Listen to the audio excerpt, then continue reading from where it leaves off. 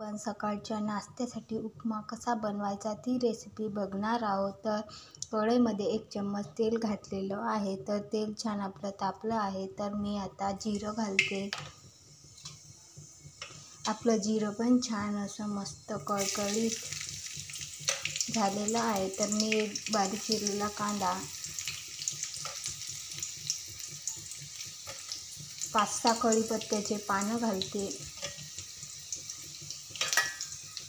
व एक बारीक चिरलेली हिरवी मिरची,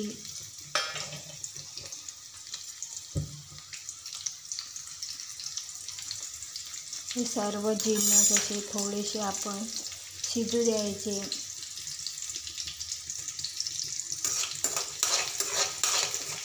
हलकासा कांद्याला छान असा रंग आल्यानंतर मी थोडे फलदी घालणार आहे.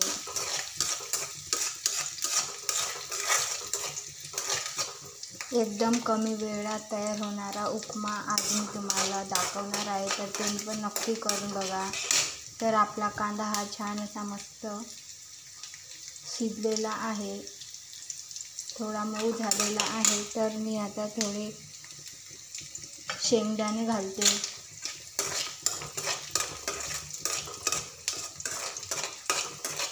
आपले शेंगदाणे पण छान असे मस्त थोडा वेळ शिजू देऊया. तर आपले शेंगदाणे पण छान असे मस्त शिजलेले आहेत. तर अर्धा चम्मच हळद घालते आणि छान असं मिक्स करून घेते. 1 वाटी रवा घेतलेला आहे ते घालत आहे. हे सर्व असं मिक्स करून घेऊया.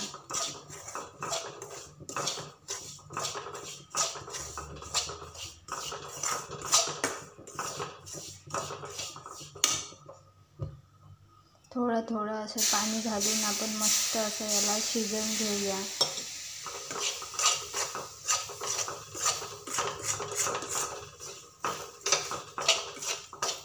अजिबात हा आपला कढईला टिकला नाही पाहिजे.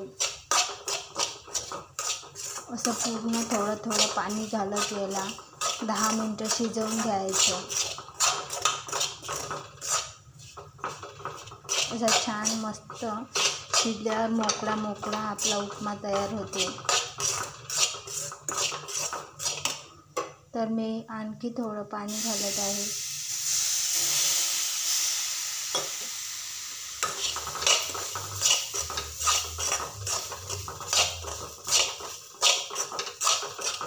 तर बघा असे छान मस्त पटकन झटपट तयार होणारा नाश्त्यासाठी एकदम अशी सर्वांना आवडणारी रेसिपी आहे. तर चवीपुरतं मीठ सोडणार आहे.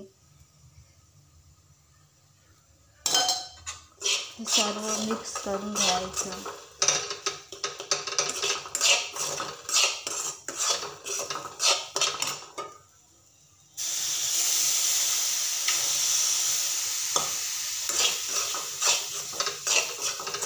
मला जेवढं पाणी लागतं तेवढं मी पाणी घालून याला छान शिजवून घेते.